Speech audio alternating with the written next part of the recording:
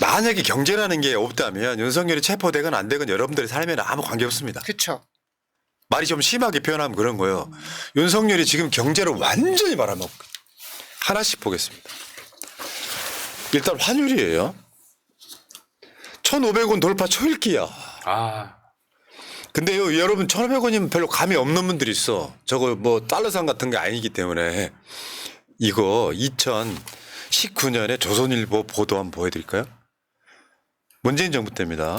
1,200원 턱밑 곱비 풀린 환율. 정부 뭐하냐. 외환시장 아우성이에요. 그때 1,200원이 안 됐을 때인데 지금 1,500원이잖아요. 이제. 그 증권가에서 박근혜 탄핵 때와 노무현 대통령 탄핵 때와 지금 현재를 비교해서 또 주식시장에 대한 분위기를 보고서를 써내는 걸 보면 대부분 박근혜 때는 탄핵당한 다음에 주식시장이 좋았고 노무현 대통령 때는 탄핵당했을 때 주식시장이 빠졌다 이런 평가를 하면서 이번에 탄핵이 가결된 다음에 주식시장이 안정될 거다라는 얘기를 합니다. 근데 증권사에서 생각하지 못했던 부분이 뭐냐면 박근혜 탄핵 때와 노무현 대통령 탄핵 때는요, 환율이 1,100원에서 1,200원 정도에 움직였습니다. 그런데 지금 환율이 1,460원이에요. 그러면 주식시장이라는 걸 떠나서 지금 환율이 대한민국을 정말 외환 위기를 떠나서 국가 부도까지 만들 수 있는 굉장히 심각한 상황까지 만들어 놓은 거죠. 예. 그러니까 저 환율 저렇게 올라가 버리면요. 외환 방어가 안 돼요. 안 되죠. 우리나라 외환 보유고 줄어들고 있잖아요. 우리가 그 IMF 때 교훈이 있어가지고 민주정부 때요. 외환 보유고가 막 역대급이고 막 전 세계 탑 5 안에 들고 그랬었거든요. 근데 이런 식으로 윤석열이 딱 갉아먹고 있어요. 다시 말씀드리지만 예측 가능성이라는 게 중요해요. 주식시장도 그런 거 아니에요. 내년 되면 좋아질 거다 그러면 주식이 먼저 올라가는 것처럼 예측이 불가능해. 윤석열이 살아 돌아올 수도 있겠는데 윤석열이 왜 지금 왜 뭐 체포가 안 되고 있지? 이런 것들이 그렇죠. 불확실성 때문에 그 불확실성 때문에 경제가 굉장히 침체되고 있다. 자, 그 다음에 이윤정 빡치는 소리 한번 보게요. 아시아 태평양 주요 주가 지수 등락률 한번 보세요. 맨 오른쪽에 보라색이 바로 한국입니다. 예. 대만, 홍콩, 싱가포르, 일본, 중국, 말레이시아, 인도, 호주까지. 이게 뭐냐고요. 이게 옛날 뉴스가 아니에요. 크리스마스 이브 날 나오는 거예요. 제가 지난번에도 말씀드렸지만 윤석열 당선이 예상되면서 3,000포인트가 깨졌고 윤석열 리스크가 주식시장에 계속 반영이 되어 오기는 했습니다만 소장님께서 늘 말씀하시잖아요. 뭐 경제는 심리라는 말씀을 하시는 것처럼 문제는 앞으로가 문제거든요. 그런데 제가 주식하는 사람으로서 경제를 얘기하는 사람으로서 가장 불안했던 부분이 뭐였냐면 오늘 한덕수 권한대행이 뭐라고 얘기했냐면 중국 단체 관광객 무비자 시범 시행을 검토한다. 한국 관광 안정성 적극 홍보하겠다. 정신 나간 소리하고 앉아 있는 거거든요. 한독수는 지가 그렇게 얘기를 해도 지금 외국 사람들이 봤을 때 한국은요. 마치 우리가 이란이나 이라크란 나라를 굉장히 불안전한 나라로 보는 것처럼 똑같이 보고 있습니다. 그런데 이렇게 헛소리하고 있으니까 경제를 이야기하는 사람 한 사람으로서 대한민국 답이 없구나라는 결론밖에 안 나는 거죠. 아니, 저는 좀 여기서 너무 충격적인 게 대만하고 중국이 양안 전쟁 위기가 굉장히 고조되면서 전 세계적으로 뭐 우크라이나 전쟁 이후 여기서 전쟁이 몇 년 안에 터질 것이다. 굉장히 위기감이 있었죠. 고조되고 예. 있는데 아니 대만도 28.85%, 중국도 14.64% 올랐는데 야 한국은 8.03% 떨어졌어요. 이게 왜 있지도 않은 전쟁을 스스로 내란을 일으켜갖고 왜 전 국민에게 이렇게 피해를 줍니까? 아마도 한반도라는 리스크가 주는 지정학적 리스크가 주는 부분이 있는 것 같고요. 네. 제가 지난번에 윤석열 막 얘기하면서 제가 가장 걱정하는 부분은 대한민국의 국가 신용도거든요. 그거 하게 되면 좀 뒷부분에 나오겠지만 회사채 이런 모든 부분이 망가지기 때문에 그 부분이 오히려 대만과 중국의 그런 전쟁 리스크보다 더 우리가 전 세계 사람들한테 확 다가오는 것 같아요. 그 다음에 더 역 같은 그래프 한번 보여드릴게요. 한국 경제 역성장 시 대출 연체 가구 비중 변화. 저 빨간색으로 되어 있는 거 있잖아요. 그러니까 역성장까지는 아직은 안 가지만 보통 내년에 1.9 정도가 일반적인 예상이에요. 2%를 넘지 못하면 물가 상승률이 있기 때문에 사실상 역성장이거든요. 저렇게 되면 대출 연체 가구의 비중이 저렇게 변화한다는 거야. 악화되고 심각해지는 심각하다. 거. 이렇게 해서 하나하나씩 갉아먹고요. 그냥 윤석열 이 새끼한테 한마디만 할게요. 이렇게 되면 일반 서민 가구는 자살률이 늘어납니다. 그렇죠. 국민 죽이는 거야. 그 다음 거 한번 볼까요? 소상공인 폐업 공제금 1.3조. 이게 역대 최대입니다. 노란우산 공제라고 있어. 네네. 근데 이게 지금 소상공인 자영업자가 웬만해선 건드리지 않는 최후의 보루인데 이걸 수령한다는 건 이걸로 끝인 거야 이제. 이걸 받아간다는 거예요. 역대 최대 폐업 공제금 1조 3천억 원이야. 그 지난 9월 달에 나왔던 뉴스를 보니까 대부분 그 자영업 하시는 분들이 인터뷰 내용 중에 이런 게 있더라고요. 코로나 때도 버텼는데 지금은 더 이상 못 살 것 같다는데 그 인터뷰가 9월 달 거거든요. 근데 지금 12월이잖아요. 12월에 그래도 사람들은 연말 되니까 2025년 뭔가 좀 기대되지 않겠는가. 특히 이제 뭐 또 뭐 은행이 금리 인하하고 그럼 좀 회복되지 않겠는가. 이런 기대감을 갖고 있는 상태에서 윤석열의 계엄령 그리고 이 지금 시간 끌기에 대한 리스크가 지금 12월 내년으로 갈수록 정말 아까 푸나님께서 말씀하셨던 것처럼 저는 자살할 사람들이 되게 많을 거라는 것에 대해서 굉장히 우려합니다. 그리고 우리가 뭐 경제 이야기하지만 저는 경제 중에서 가장 걱정하는 게 경제가 안 좋고 자영업 폐업되고 기업들 안 좋으면 실업률이 올라가거든요. 저는 이 부분이 가장 걱정이 됩니다. 네. 근데 문제는 이런 거예요. 보통 경기가 안 좋다가도 연말 연시가 되면 기대감이 알지마 있는 거죠. 송년회도 하고 뭔가 약간 흥청망청 분위기가 있잖아요. 근데 소비자 심리지수가 12월 달에 이렇게 됐단 말이야. 어제도 제가 보여드렸어. 같은 그래프를. 12월 달에 돈을 안 쓰겠다고 하는 거예요. 저게 얼마나 충격적인 차트냐면은요. 저 소비자 심리 지수가 기준이 100이란 말이에요. 그러니까 100이 좋다라는 게 아니라 100 이상이면 좋은 거고 100 아래면 안 좋다라는 걸 의미하지 않습니까? 그러면 2024년 4월 100이면 저 때도 그렇게 좋은 건 아니었고 그냥 간당간당 뭔가 기대감 좀 좋아지겠지라는 기대감으로 버텼던 건데 이번에 완전히 12월 달에 무너져 버린 거죠. 예. 자영업자 대출 연체일 추이도 한번 보겠습니다. 장사가 안 되니 은행에 빚을 못 갚죠. 더군다나 저 자영업자분들이 코로나 때 대출을 많이 받으셨잖아요. 와, 저 그래프 한번 보면 지금 다중 채무자이면서 저소득이거나 저신용인 차주, 취약 자영업자. 저 대출 연체율이 저렇게 올라가고 있습니다. 이게 다 윤석열 때문. 아주 개새끼예요, 아주. 진짜. 그다음 비상기업으로 자영업자 불황, 신용카드 이용액 26% 급감. 여러분 있잖아요. 전체 카드 사용하는 사람 중에 26%면은 4분의 1이 급감했다 그러면 4분의 3은 썼나 보네. 이런 미친. 이게 이런 거요. 약간 비슷한 예를 들어주면 정부 예산이 한 670조쯤 됩니다. 근데 그 670조 중에 공무원들 월급이 3분의 2가 넘어요. 공무원들 월급 유지 비용 이런 거야. 그러면 행정부가 쓸 수 있는 비용은 우리 생각보다 많지 않아요. 근데 전체로만 보면 뭐 얼마네 하지만 저 정도 되면 아예 카드를 안 썼다고 보시면 돼요. 왜? 저 카드 사용에는 일반적으로 꼭 써야 되는 것들은 쓰거든요. 그렇죠. 근데 지금 윤석열 정권 들어서 내수가 좋았던 적은 단 한 번도 없습니다. 이럴 때 내가 능력이 부족하면 25만 원씩이라도 좀 주면서 쓰세요 해야 되잖아요. 네, 그렇죠. 그다음 더 충격적인 거였어요. 백화점 찾은 차량 26% 급감.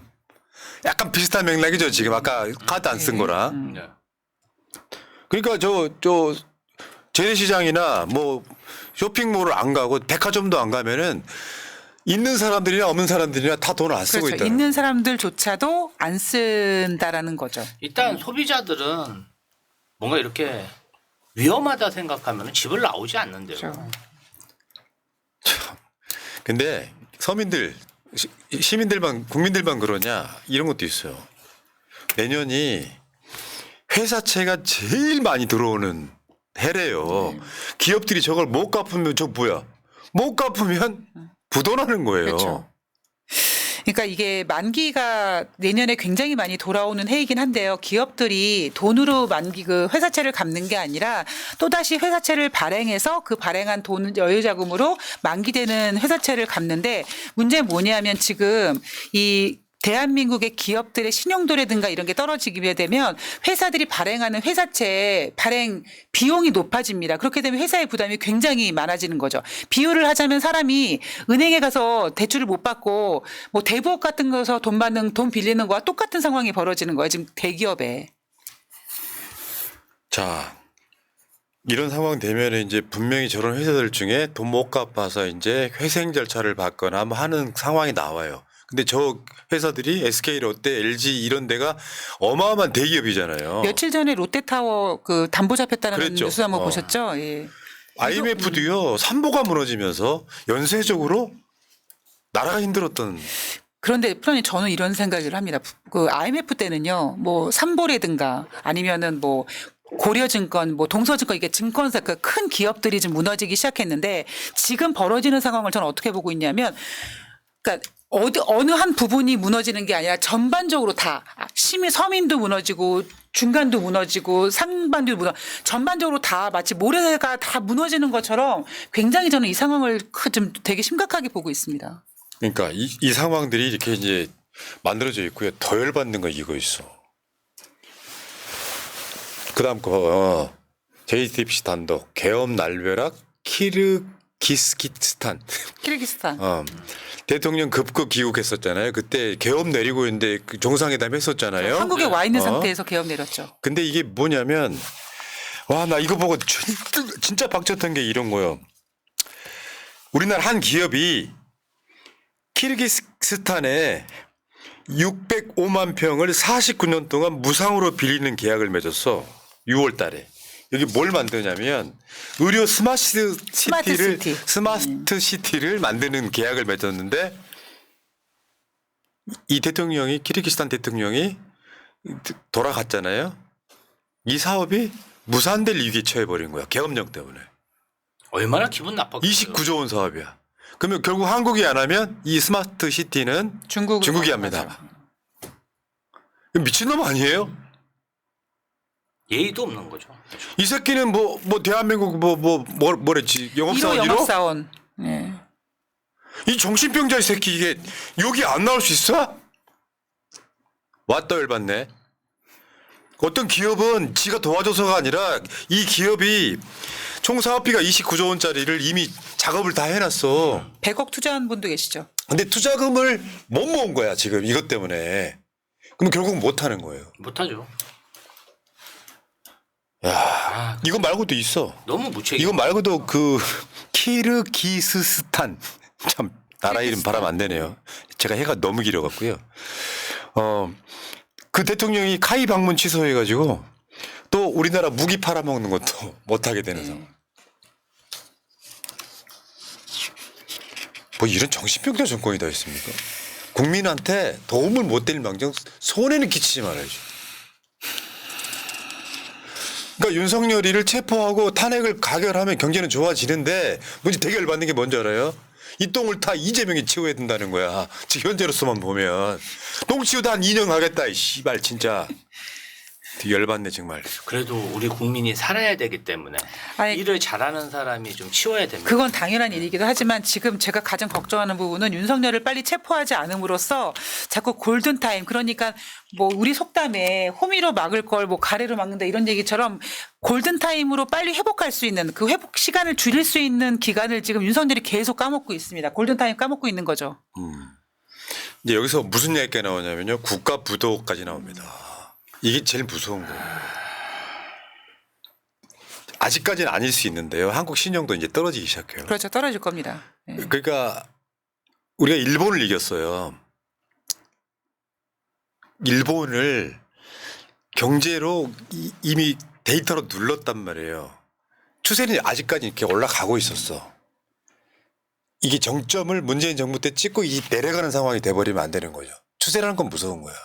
근데 국가 부도 위험도가 지금 그다음 거 한번 보여줘봐요. 그 밑에 있는 게 이런 거예요. 대략 신용 부도 스와프 스와프. CDS 프리미엄은 국채에 대한 보험 수수료격으로 국가 부도 위험도 지표 가운데 하나입니다.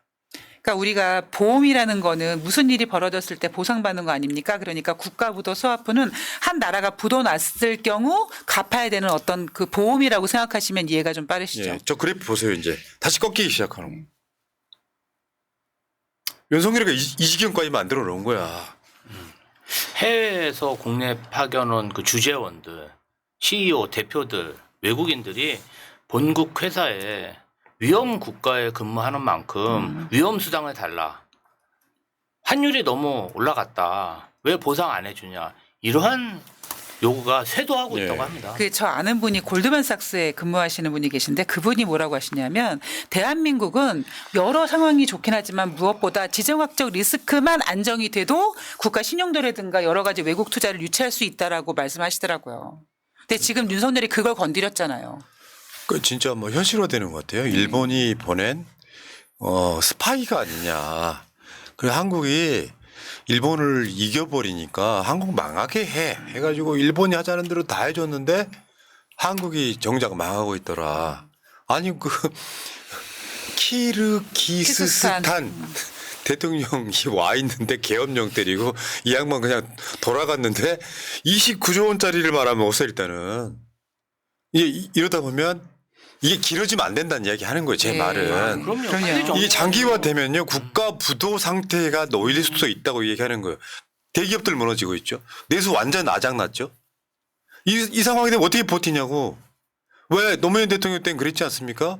비가 안 와도 대통령 탓 안 했어요 여러분. 그러니까 솔직히 말씀드리면 좀 과한 표현일지도 모르겠습니다만 지금 윤석열 지지하는 사람들은 다 정신병자인데 이 사람들이 찢어지게 못 사는 사람들이야. 윤석열을 지지하는 사람들, 정광훈한 대헌금하는 사람이 잘 사는 사람들이겠어요? 그냥 좀비처럼 자기 월세금 갖다가 헌금하고 윤석열 지지하는 사람들인 거야. 실제로 부자인 사람들은 절대 윤석열 지지하지 않습니다. 지금은. 왜? 그렇게 되면 자기들이 위험해지거든. 조중동에 다 돌아섰잖아요. 뭐 이런 호랑 말코 같은 것들이 지금 정권을 잡고 있는데 경제라는 게 여러분들도 아마 직업이나 사는 곳에 따라서 영향을 받고 안 받고 하실 거예요. 근데 우리 같은 사람한테도 그게 실제로 체감되게 만들더라고. 그렇죠. 예. 예를 들면 마트라든지 어디 식당 가면 손님 없는 거 제가 놀라울 정도로 없어요. 손님이 없다니까? 그러니까 이게 가장 불안한 부분이 뭐냐면 그 12월 3일 날 계엄을 윤석열이가 한 다음에 3시간 만에 실패하지 않았습니까? 그때 주식시장이 굉장히 출렁거리다가 12월 14일 날 탄핵이 가결되면서 주식시장이 안정이 되는 모습이 보였는데 이게 지금 계속 그러니까 시간이 질금질금 지나가다 보니까 이 어떤 불안함, 살얼음을 걷는 듯한 이런 느낌이 계속 굉장히 오래 가고 있고요. 이러다가 어느 방향을 확 꺾을 거예요, 경제는. 근데 그 방향이 위는 아니라는 거죠. 뭐가 터질지 모르는 굉장히 불안함을 갖고 있습니다. 그러니까 공수처가 나라 경제 좀 살려. 제발요.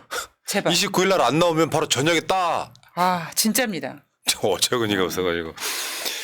그렇다니까요. 사실은 제가 아까 댓글창에 어떤 분이 강남 뭐 부자들이 태극기 집회 나간다 그러는데요. 저거 틀렸어요. 그런 사람들 중에 일부는 졸부가 있겠지.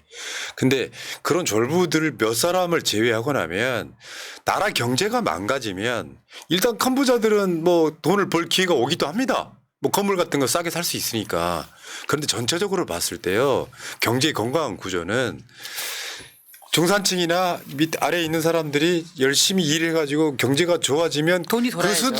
네. 수익은 부자들이 더 가져가는 구조이기 때문에 생각이 있으면은 윤석열이 빨리 처분이 되는 게 네. 맞아요. 수거돼야죠. 여기 지금 12월 3일 날 계엄 쿠데타를 일으킨 다음에 이게 1월 달 가고 2월 달 가고 이렇게 되면 우리 경제는 회생 불가능한 쪽으로 올 가능성이 매우 높다는 거예요. 주식시장 아작났죠. 환율 완전히 아작났죠. 일반 서민들은 말할 것도 없고요. 근데 윤석열이가 임기 기간 동안 해외 영업사원 1호란 이야기는 했지만 국내 안에 살고 있는 보통 국민들을 위한 뭘 했습니까? 아무것도 안 했잖아. 그리고 고작 하는 말이 진짜 어려운 사람한테 두텁게 뭐 해주겠다 이 정도가 얘 갖고 있는 생각이었어요. 사실은 윤석열 정권은 없는 게 더 나았습니다. 아니 뭐 두텁게도 한 게 있습니까? 말만 그렇게 했지. 그냥 사기꾼이야. 내가 봤을 때. 강남에 있는 마트 가가지고 거기만 혜택 봐서 대파 한 단에 875원 했지. 정말 없는 사람들한테 혜택은 줬는지 묻고 싶습니다. 저런 정권이 국민을 너무 많이 속이는 거 속지 마시고요. 저는 그렇게 생각해요. 정치는 최선을 뽑는 게 아닙니다. 마음에 안 들어도 차선을 뽑는 거예요. 여러분들이 알고 있는 꼭 뭐 이재명 대표 이야기를 뭐 한 번만 해보면 이런 거예요. 저 사람이 정권 잡으면 안 돼. 나쁜 사람이야.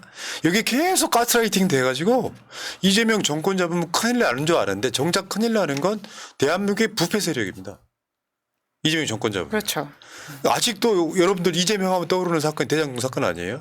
증거 하나도 없잖아요. 증거 하나도 없잖아요. 근데 이재명 성남시장이나 경기도지사 때 보면 잘하잖아요. 그래서 이재명을 집어넣는 것이 여러분들의 목표일지 모르지만 이재명 같은 사람 한번 대통령 시켜보는 것도 한 방법이라고 생각해요. 윤석열보다는 100배는 나을 거니까. 100배요? 그럼요. 난 그렇게 말꼬리 잡는 걸 제일 싫어. 10배든 100배든 10,000배든. 비교가 안 된다. 상징적인 표현이잖아. 근데 이제 이재명 대표님이 최근 행보가 네. 주한 미국 대사도 만나고 오늘은 보니까 일본 일본 대사 대사도 만나요. 만났더라고. 이제 그 대사들이 주요한 그런 대선 후보자들을 만나서 어떤 본국에 대한 어떤 입장인지 궁금해해요. 그걸 또 보고도 해야 되니까. 그런데 뭔가 국가 지도자로서 역할을 지금 충실하게 잘 하고 계십니다. 네.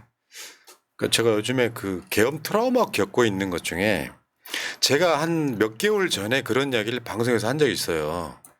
휴일이었어. 몇 개월 전에. 휴일이면 직원들 출근 안 한다는 생각하고 사무실 비어 있을 거라고 생각하잖아요. 근데 이 건물 구조라는 게 있어. 어디로 빠져나갈 수 있는지. 그때 파란색 그 승합차에서 나온 남자가 저 지하에서부터 1층 여기까지를 구석구석 다 둘러봤다는 얘기를 방송으로 한 적이 있어요. 네. 이 새끼 뭐지? 했었는데 지금에 와서 좀 이해가 안 가는 여러 가지를 제가 며칠 전에도 말씀드린 적이 있어요.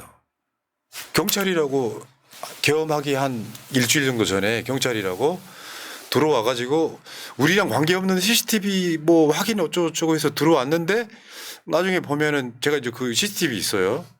바디캠 차고 들어와서 그때 왔던 놈은 그러니까 만약에 체포하러 왔을 때 나갈 입구 같은 거를 구조를 탐색하러 왔던 거고요. 경찰이라고 왔던 친구들은 뭐냐면 내부 구조를 보고 싶은 거야. 그렇게 한 두세 건이 있었단 말이에요. 그러면 만약에 계엄이 성공해버렸다면 어떠한 이유든 간에 잡혀가는 거예요. 처단의 대상. 왜냐하면 포고령이 들어있잖아. 방송 같은 거 할 때 활동하지 말라고. 처단하겠다 했죠. 근데 그게 이제서야 오는 거예요. 현타가 오는 거야. 그러니까 계엄 트라우마가 계속 막 그 사람한테 오는 거예요. 그때 왜 그 계엄령 내리던 날 생방송 했던 이유는 되게 간단한 거였거든요. 생방송을 해버리는 게 낫다. 그래야 생중계라도 되지. 혹시 잡혀가더라도. 그러니까 이 정권은 난 뭘 할지를 모르겠는 거예요 지금. 그리고 또 우리 새날에서 또 김건희, 윤석열 비리에 대해서 좀 많이 방송했습니다. 아니, 그러니까 저는 뭐 타켓이었다고 봐요. 그러니까 지금 이 계엄에 대한 트라우마가 어느 정도 심각하냐면 어떤 유튜브 진보 유튜브 하시는 분이 영화를 보러 갔는데 사람이 별로 없었는데 영화가 진행되는 중간에 어떤 남자가 들어와서 옆에 앉더랍니다. 굉장히 무서웠다고 해요. 왜 이 남자는 이 많은 자리에 내 옆에 앉았고 그리고 왜 영화 중간에 와서 그러니까 평소 같았으면 아 그냥 뭐 중간에 들어와서 영화 보나 보다 이렇게 편하게 볼 수 있는 상황을 그 상황에서 공포를 느꼈다고 합니다. 네. 그게 계엄 트라우마 같아요. 국민들이 느끼는. 그러니까 그때 그놈이 했던 말들이 계속 소름 끼치는 거야. 걔는 나를 알고 있었어요. 소름 돋았어. 나를 알고 있어가지고 내가 가서 당신 뭐 하는 거예요 이렇게 얘기를 했더니 대뜸 연세도 많으신 것 같은데 그 이야기를 할 필요가 없는 거잖아요. 그러면서 왜 쳐다보냐 하니까 나보고 먼저 이 건물 사세요 그러는 거야. 산다. 어디 사세요? 이렇게 물어보는 거야. 그래놓고 왜 물어봐? 쳐다보지도 예. 못하냐. 왜냐면 이 CCTV 다 나와 있어. 저 아래서부터 위에까지 삥 둘러보는데 구석구석 다 쳐다보는 사람이 어디 있어. 그쵸. 내가 그놈한테 그랬었단 말이야 그때. 네 집을 이렇게 구석구석 쳐다보면 당연히 상대방이 뭐라고 하지 않겠니 그러는데 얼토당토하는 논리로 딱 그거야. 연세 좀 있으신 것 같은데. 그게 유일하게 기억 남는 말이에요. 조심해라 뭐 이런 식으로 암묵적으로 협박한 거네요. 어쨌건 간에 현실적으로 모든 국민이 피해를 받을 수 있다는 이 생각을 한번 해보면 소름 돋죠. 계엄 트라우마라는 게 다른 게 아니라 이게 일거수일투족을 감시당했었구나 생각하는 게 너무 기분 나쁜 거예요. 내가 어디를 가건 뭐 하건 간에. 내가 그때 그 경찰 계엄 후에 경찰 정보 쪽에 이야기 들은 적이 있거든요. 이미 3개월 전에 이런 유튜브 방송하는 사람들 동향 파악이 끝났다는 얘기를 내가 들었거든요. 동향 파악이라는 게 뭐냐면 그 사무실이 어디 위치해 있고 또는 사무실 없는 친구들은 자기 집이 어딘지 이런 걸 파악이 다 끝난 상태에서 준비가 돼 있었다. 거기에는 이제 경찰 정보과까지 동원되는 거예요. 내가 그 속으로 그런 생각하는 거죠. 계엄 성공했다면 그냥 뭐 초단 이런 차원을 떠나가지고 다 잡혀갔겠구나 이런 생각을 하는 거예요. 백령도 가셨을 겁니다. 일단 여기까지 하겠습니다. 국가 부도익이다 이렇게 말씀드리고.